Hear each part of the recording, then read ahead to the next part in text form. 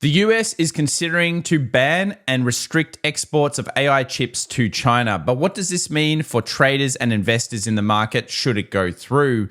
Today, we talk about that and more as we go through stocks, commodities, and cryptos. We've also got a market that's rallied after a new low break. What does this mean? We'll be looking at the gap close and the possibility of a further rally before a sell-off. We've got two really key levels coming up. We also know that this is a period where they call it the summer seasonal rally.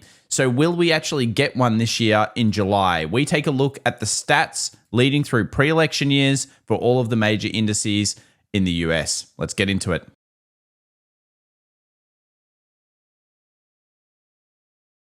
Well, welcome back, everybody, to the Daily Show where we talk about markets around the world. Of course, we're discussing the macro lead indicators and hottest charts today, but let's hone in on one of the big stories at the moment, which is semiconductors. Now, of course, they were all up very heavily after a pretty big sell-off through last week, but now it's all gone. As of this time frame, we are actually seeing that US report literally shave off all of these percentage gains. Nvidia gave it back, AMD did, and many others. But what does that mean for the next couple of sessions? Well, we'll look at that later as we go through the technical charts.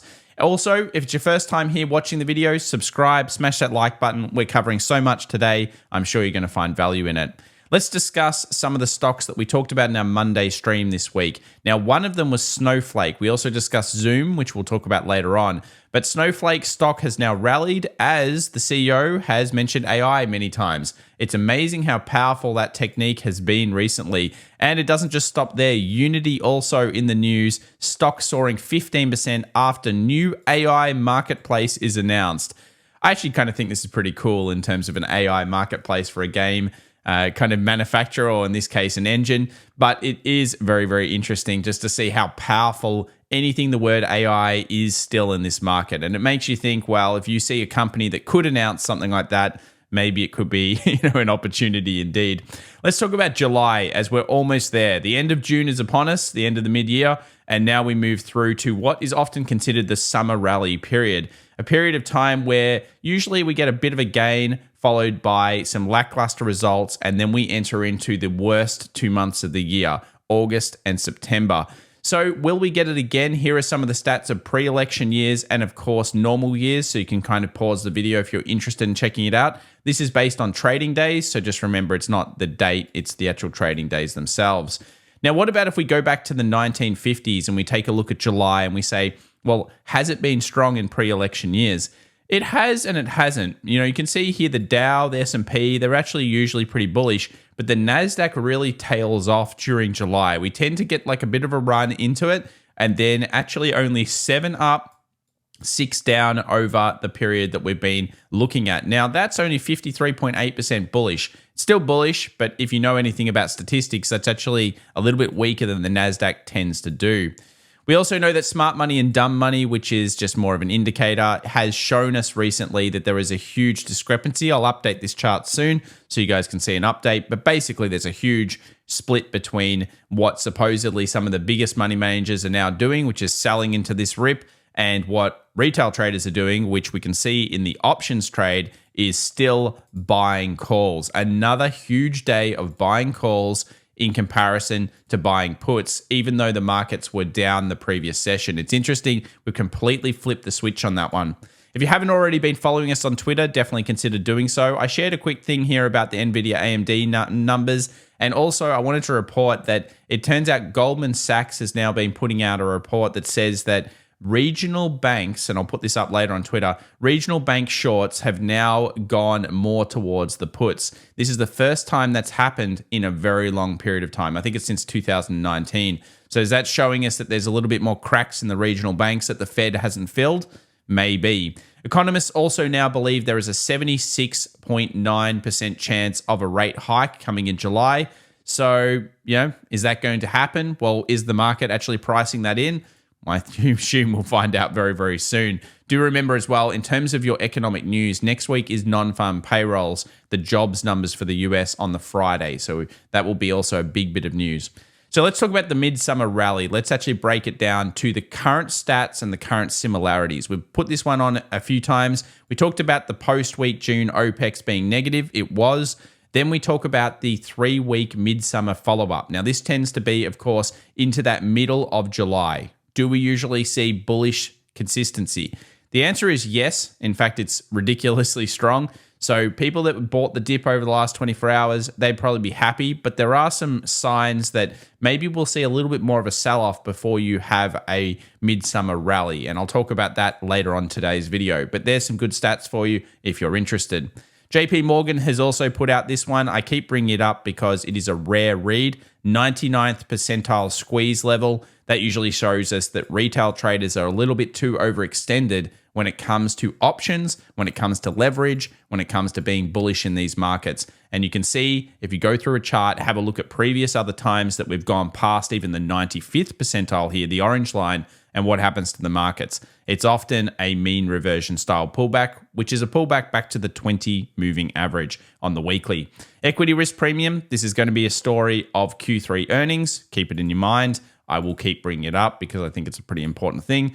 And as we know, this stat here was taken a few weeks ago. So basically, the put-call ratios in tech in particular, which is where most of us retail traders tend to hang out, it's very, very high. And it's symptomatic of a sell that goes to mean reversion or bigger moving forward over the next couple of weeks. We also know that for investors that are watching this channel, forward PE is one of my favorites.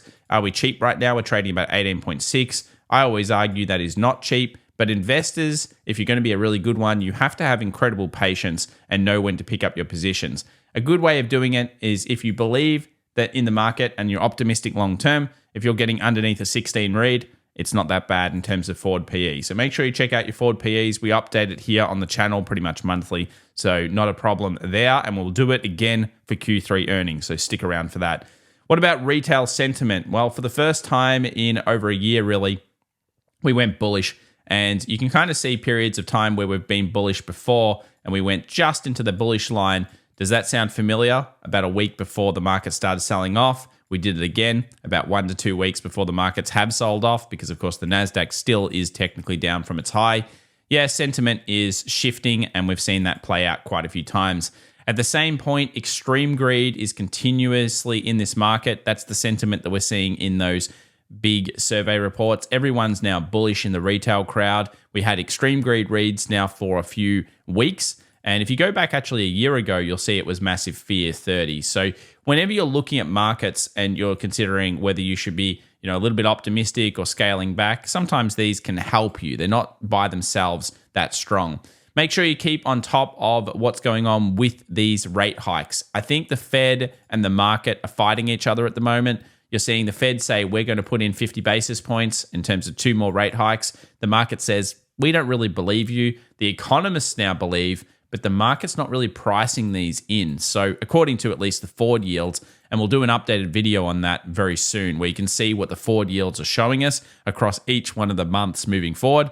If you like that idea, put it in the comments down below and let me know you're interested in looking at forward yields. I think it will be pretty important. Was there anything unusual going on in the options market? Let's move over to that. Well, in terms of 90-day average, we saw Snowflake really come out with some strong moves. We've also seen some increase in Broadcom in terms of the way it's trading. Now, you'll know that I believe Broadcom kind of has topped off and that we're going to be slowly seeing a reduction in that price back down to probably some form of three-quarter retracement from the current rally.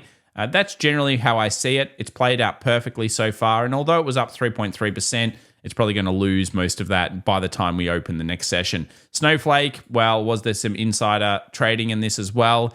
Maybe, because we did see some pretty strong action coming through from last week as well in this one, and then all of a sudden the AI market gods come through. And we've also seen probably a little bit here in booking holdings, but overall, I would say there was no unusual massive options activity. The only thing to report was we still saw 57% of all of the options going into calls, but today's option volume was way under 33 versus 39, well under the average. What about any unusual options activity in the 0 DTE space or longer? I would say no. It's been a little bit boring here in the last couple of days. We did do our weekend one where we found some longer dated puts, kind of like these ones here. These are August puts that we've got going through.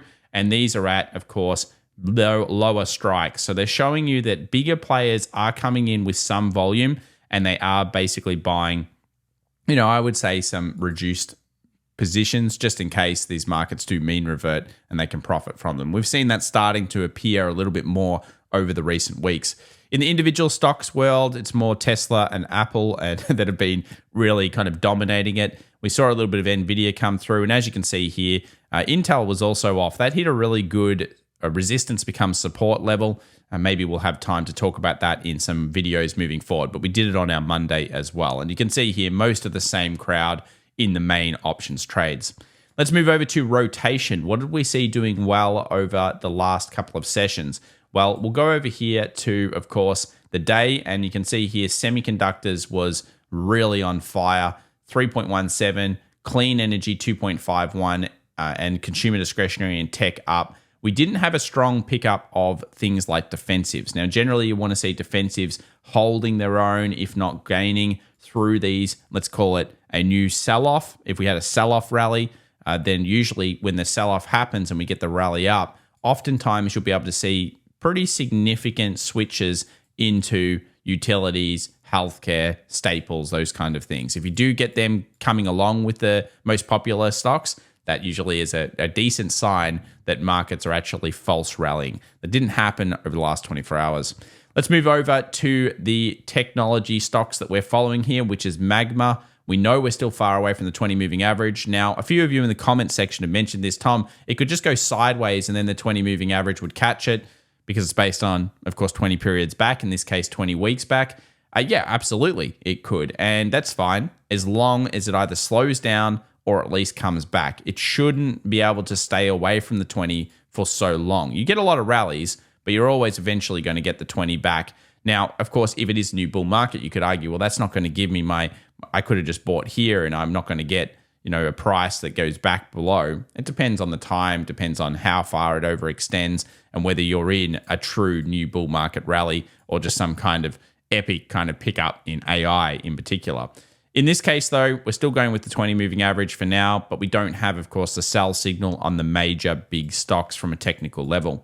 Let's look through some of the indicators that we've got coming in. VVIX, volatility of the volatility, was down on the session. We also saw VIX overall was down on the session, sitting around this 14. What 14 VIX means is that we're in a new kind of paradigm. We have no, let's say, complacency is here and we have no fear. Generally speaking, buying fear is the best way to go. And at this stage, there's very little fear. So it's more, I still think, single stocks, sectors, and maybe more of the day trade / swings on specific single stocks and sectors than I think markets at this point. Indices, for me, are more the negative side than the positive side at these points.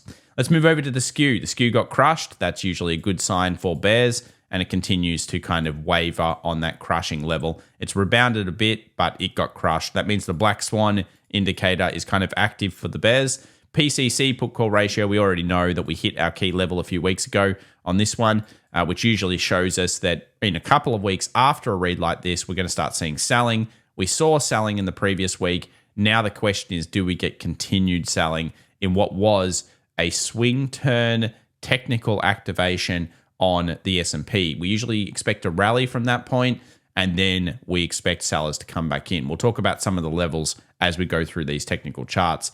What about the old Fed liquidity? Has that been increasing or decreasing? We saw a massive sell-off on that, and I expect it to come in negative again. I will manually update this with my indicators over the next 24 hours to see whether we've got any big switches, but I'm looking for this to continue to decline, and at the same time, if that happens, you get a discrepancy that's bigger with the market, and it can give you a big inkling that you want to be cautious in a market like this. Just remember, this is the most red we've seen the Qs versus liquidity of central banks in 2 years. The most red, the most overextended. We definitely need to be careful with something like that. Speaking of being careful, Dr. Copper continues to weaken. It's hit its major or first major little kind of demand zone. Nice sell-off here in copper. I'm hoping that continues on, and I'm looking for it to obviously continue to weaken. And if that happens, it goes into a period of weakness here that usually runs through often into August and September, and then we get a nice turn, and hopefully we get a rally in metals near the end of the year. So I'm watching this because I think metals could be a great play, especially with China stimulus that will eventually come back into the market. And speaking of copper and then China, let's have a quick look at CQQQ here. We'll just load it up on the charts and we'll have a look at where that's at. So it's at 2.58. It's actually done an island reversal here. And this is the type of location, the type of area where if you are a bull on Chinese equities, it's not the worst location from a technical perspective. Of course, you make your own, discerning, you basically confirm it, you figure it out the way you want to. But that is an island reversal. We also know that eventually China will have to stimulate their economy. We're seeing potential AI bans from the US. I expect them to come out with a big one at some point. Obviously, lows here would need to be protected or here. And like any trade, it's all about risk management. Nothing is for sure. Nothing is certain. It's all about risk management. But that's a nice little initial here when you're talking about, what we were discussing the other day. And we've now got the island reversal in the bullish favor of that particular market. It can go up when the rest of the market's going down as well. Just remember that. They are pretty disconnected in the world. The US pushes Europe, pushes other countries, but China can go do its own stock markets. And that often is just based on stim packs. Look at HYG. Here is the junk bond, corporate bonds. We went up over the last 24 hours, not down. So we're usually looking for discrepancies here with the market where we get junk bonds down, market up, usually shows us a bear market rally or at least a sell-off rally. This case did not happen. It went up, so could be good. Dollar index. This one was perfection. I'm really happy with this position here and the way that it played out. Now, obviously, for anyone that was a member of the private community, you'd know that I was targeting that zone and looking for that area to be a potential turn. We certainly got some nice strength off it initially. You'd hope it keeps going, of course, but from the day trader perspective, some nice little entries in there. And of course, the proxy, which would be the Euro USD. At the same time, we saw gold weaken. I'm looking for gold to continue to weaken on down. Some nasty looking candles here. If dollar index does strengthen, guys, that will usually bring down gold and we'll go back to something like a 1900, 1903. And I don't know, but I feel like it's very possible gold will go in here to fill a gap that's been left there for quite some time. So gold continues to be weakening unless the dollar fails at this particular very important zone. Now, quick community announcement. Yes, I wish someone sent me this a bit earlier. I've not been trading these two particular pairs. But just remember that sometimes feeds do die on you. And yes, I know European DAX, I was like wondering why it wasn't up. My bad on that one. So yes, we had a feed that was dead for a few days. And of course, that's why price didn't change. Turns out that everything we were talking about technically did happen. But here's natural gas. And of course, this is a live feed here and it's updated. Just be careful if you're using TradingView. Sometimes you do lose them. Some famous ones, of course, have been crypto, where we've lost feeds or feeds have died. Sometimes you've just got to cross-check them with other things. So keep that in mind, especially, obviously, if you're trying to trade based on that particular chart. Anyway, with natural gas, you can see here it has formed a nice base. I still think this is the base for natural gas. It looks really good. It's got all the signs of a Wyckoff style. We don't have huge volume, but all of the interest is out of it. And I suspected when we got TD13 down here that we're probably getting that rally through with the base, and so far so good. Do remember it's called the Widowmaker though, which often means that it will continue to have, very large moves on it and huge contract expiration rolls. So be very careful on that. That's the problem with trading those futures markets, especially the softs and the hard commodities. When we move over to Tesla, you can see here we have the sell-off. Then we go underneath the lows. We don't quite fill the gap, which I think is important. And we basically come to an aggressive kind of sell-off and we got a rally over the last 24 hours. That's fine. It's what you expect. You expect the rallies to potentially even get bigger and then move back into these types of levels or even here, depending on what we see on the S&P, which we'll look at soon. And then basically the market would sell those zones. So technically this is a sell signal on things like the Tesla trade here. It's the first one that we've seen in, what is this? Geez. In terms of sell signals, we have not actually seen a strong sell signal like this for, I guess you could have argued here, but obviously we faded that one because we thought it would go to 185 at that point to 190. So yeah, I don't think it's been a sell signal for a long time. In terms of percentages, it's been probably 66% up with just continuous bull runs with no turn. This is the first turn weakness that we've seen. It's across most of the markets. Here are semiconductors. As you can see, they had a great session on them. That will probably open with a gap down based on this report. And then we don't have a swing turn until we get 143 on semis. So semis in the supply, in the weakness still, and they will probably open up down over the next 24 hours. Now, this is one that's interesting. It was up 2.15% Zoom. It's actually a stock I've disliked for a long time. We talked about it on the Monday stream. It's kind of formed like the lowest low from when it IPO'd, and it's found some okay options on it over the last couple of weeks, as in people have been buying a little bit longer dates on it. Something we've seen similarly with something like Snowflake, which you can see here has also got an interesting base on it. Now they've mentioned the word AI. That's always a positive for the stock for the next couple of days.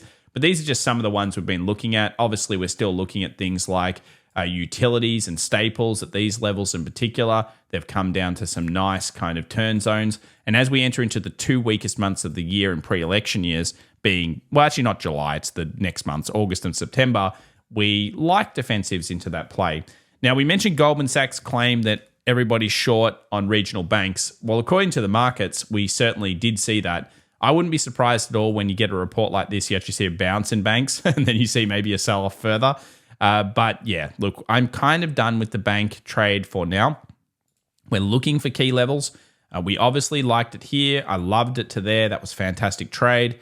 It then came back. It traded up. I don't think I would have gotten that, but I love this first initial. Very replicatable. Love that trade so much. And now it's kind of coming back down. I think that it could find buyers around 38. And if we do end up swinging the low because things get worse, well, you might want to set alerts for that and have a look at it at that time. Here's the other one that updated. Yes, the German market did sell from those highs. Has it swing turns? No, nothing really changed from our opinion of the other day. So basically, you can see here, we still have a very strong demand zone. We know that we have the higher high. We actually are looking at this potentially as a Wyckoff if you are a bear and you want this thing to take the low. Generally, what will happen here is it'll kind of hover, bounce, fall. Once you get that, might rally one more time, and then usually it would sell to the next zone. So that's the bear side for the bulls. All you really care about is this being buying. So as long as buyers continue to commit around 15,650-ish area, that would be very strong. XJO, bit of strength here in the session, up 1%. We see that it's come back pretty much to the trend line. It's testing it from the bottom up. It needs to kind of fade today. I'd like to see selling come back into the XJO at around this point and then move directly down to 6950. We've been negative on this market for a while. It's continued to weaken off, but it's slow grind of negativity. And generally, you want to be positive on markets. So it's getting harder to dislike the Australian market as we're probably very close to stimulation from China, which is going to help, of course, commodities, which is something that we will be looking at. US 2000, well, what a level. Now, this is where we get interesting because the US markets are all cool. They're all at very, very interesting low zones. You can see here that we're back into where it all began. The sell-off began. It didn't quite hit into the demand zone. It rallied up. Good trade there, by the way, if anyone took this one. Bam, bam, bam. Beautiful pickup there over the last couple of sessions. That was really, really nice. And then we've rallied into the supply. Now, this is the area somewhere in here that you expect sellers to recommence. So you can see some wicks have come through. I'd actually like to see like a new bounce up, then low. That would be sweet. And that should activate shorts back down into these levels. It is a rally into potential shorts here. Let's have a look at the daily on this time frame. So you can see here the daily, it's turned. It did sell off pretty substantially. So it's actually given you a much cheaper price, about 5% down. But it didn't quite hit some of the targets that I would usually expect. And that shows me that there might be more on the weakness here for the US 2000. Let's move over to the Qs. The Qs rallied, leaving behind a new gap. And it just keeps getting more and more gaps here on these markets. So make sure you paste in. It doesn't matter. We don't need to add it right now, but you can see the gap here. So basically, we've got another potential for the market to sell off. And we'll look at this on the NASDAQ. Here are the two big key levels. Now, I was talking to everyone in the private community, free 7-day trial if you're interested in the links down below. And we're talking about this and how it was setting up like people would claim it's going to be a flag pattern that would break out. I had a suspicion we would come back into the supply. I thought maybe somewhere in here might be where we find sellers. Obviously, this being the top end. We have seen sellers here, thanks in part to the US ban on AI, or the report anyway, not official. And we saw a TD9 as well, so a bit of exhaustion off this initial bull run. This is a pretty important level for the markets. If you're a bull, you really want it through this zone, because what that will do is it will instigate pretty much all the dips being bought back up. So if we go over to the S&P, we can kind of see what's happening here. We have a gap left, similar to the Qs, now on the low. There's obviously way more below that. We've filled the gap over the last 24 hours, and we have a second one here. Now, why that becomes important is because if we take a look at the futures market, we actually pull this fib over here, you'll notice that we get a very interesting 61.8 that trades around this zone, which would be that last gap fill. Now, we just filled a gap in the last 24 hours, and then we sold that level off, which is one of our supplies. We had 1, 2, and 3 levels that we were looking at for potential bear market sells. Well, bear market sells, I mean bear swing sells. And we got the first one, and it just shredded that level. So you can see here, it shredded this zone. Comes up to the more important one, which hits, and then it's sold off from that point. So what you're looking for here is really this market to continue to hold that sell. If it does get through this zone, it's probably going to move up to fill the final gap, which is above 4,400. And then if bears are going to actually take control of this market and really pressure it, they need to sell around here. And if they don't, we're probably going to a new high, and the markets will keep pushing. I wouldn't be surprised at all to see a 45.30 after that point. Now, if you were a brave person yesterday, well, you don't have to be that brave buying the dip. There was actually a pretty replicatable trade that had an entry in here, and that's from the day trading masterclass that I've got. And it was a pretty nice one. I obviously would have taken profit off in here. I thought that was the best, most logical conclusion. And it's just one of those ones where you're going to win them like 40, 50% of the time. 3.24, stop loss underneath the low. Nice little rally here in the early session, and it was over pretty much almost straight away. So it just shows you that, trading can mean many different things to many different people. You might have your investment concept, you might have your swing trading concept, and then you have, your scalping or day trading concept. You can be going the opposite way of the other portfolios, and you've got to get yourself in that mindset if possible. Let's move over to crypto. Now, crypto is an enigma at the moment because it continues to consolidate around this very important zone. Weekly closed relatively strong. Market is consolidating here. But if it does breach out, it's behind, of course, the Qs at the moment. Is it possible for Bitcoin to hit a 40K? I really need to do a pretty big special on this one because that might sound ridiculous, but there's very clean air on Bitcoin should it be able to get through these levels. And if it does, it could literally rally into the 45Ks, 40,000s very, very quickly. There's almost nothing stopping it here on the higher time frames. So yeah, Bitcoin's an interesting one. I'm sure a lot of people are getting very, very bullish on it at the moment. And, rightfully so in many ways. It tends to lag the NASDAQ. The NASDAQ's now done what it's done. Often Bitcoin follows up. Now, people have asked me about Ethereum. I don't care about Ethereum at this stage. Bitcoin goes first. Ethereum goes second. Alt weird coins go last. That's at least my philosophy on this stuff. I could be wrong. You tell me in the comments down below. But I say Bitcoin is the king until we are proven otherwise. It also has all of the nice, beautiful contracts on it, such as the futures and all these things with JP Morgan and everyone getting involved. So I tend to go with the king first, and then we can go to Ethereum, and then we can go to others if we wanted to, if we were seeing a proper rally. Let's go through the news, and we do have, of course, more economic news coming out. Fed Chair Powell annoying us on Wednesday. Could he be a sell-off catalyst? He often annoys us. So 9:30 a.m., I don't know what he's actually going to say.